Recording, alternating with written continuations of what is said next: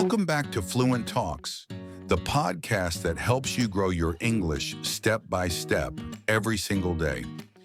I'm Sam, and today's episode is called Mastering Pronunciation, Daily Habits for Fluent English. Now, let's be honest. Pronunciation can feel tricky. You might understand English. You might even know a lot of words, but when you speak, you worry. Do people understand me? Am I saying it right? Here's the good news. Pronunciation is not about talent. It's about daily habits. Small, simple things you can do as you live your day. Today, I'll walk you through a typical day from the moment you wake up to the time you go to bed and show you how to practice pronunciation naturally. No textbooks needed, just your everyday life. Let's start in the morning. You wake up, stretch, and say, "Good morning." Now focus on the ing sound in morning. It's not morning with the G missing. Try to keep it soft but present. Morning. Repeat after me. Good morning. Good morning. Then maybe you brush your teeth. Perfect time to practice the TH sound. Many learners say tink instead of think. So while brushing, look in the mirror and say think, teeth. Feel your tongue between your teeth. Next, breakfast. Imagine you're making coffee or tea. You can practice stress here. Say, "I need coffee." Notice how need is strong. English is a rhythm language. Some words get more stress. Try again. I need coffee. I need tea. Now it's lunchtime. Maybe you're ordering food. Perfect chance to practice clear endings.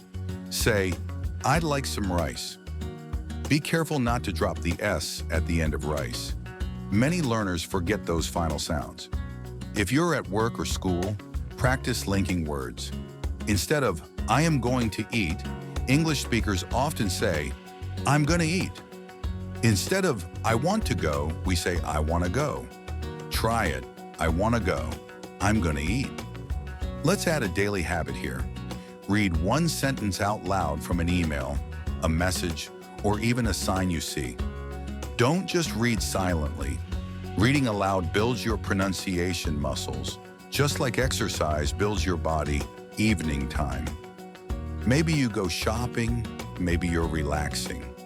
Here, practice consonant clusters, those tricky combinations of sounds. For example, street, strong, spring. Say it slowly. Sas, treat, strong. Sas, spring. Then, dinner. Perfect time for rhythm practice. Say, "I cooked dinner. It was delicious." Notice the beat? Not every word is equal. The strong words carry the meaning. Finally, before bed, reflect on your day. Say one full sentence about something you did. For example, "Today I learned new words," or "I watched a good movie." This small bedtime habit is powerful. It makes English part of your life, not just something in a book. So let's review. From morning to night, you practiced the ing sound in morning, the TH sound with think and thank, stress with "I need coffee," final sounds with rice, linking words like gonna and wanna, consonant clusters, street, strong, spring, and rhythm in sentences like "I cooked dinner. It was delicious." See how easy it is?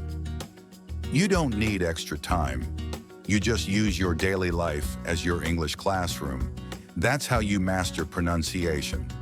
Not in one big lesson, but in little daily habits.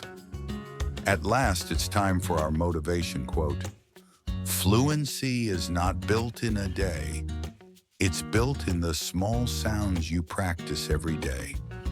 Thanks. Have a great day.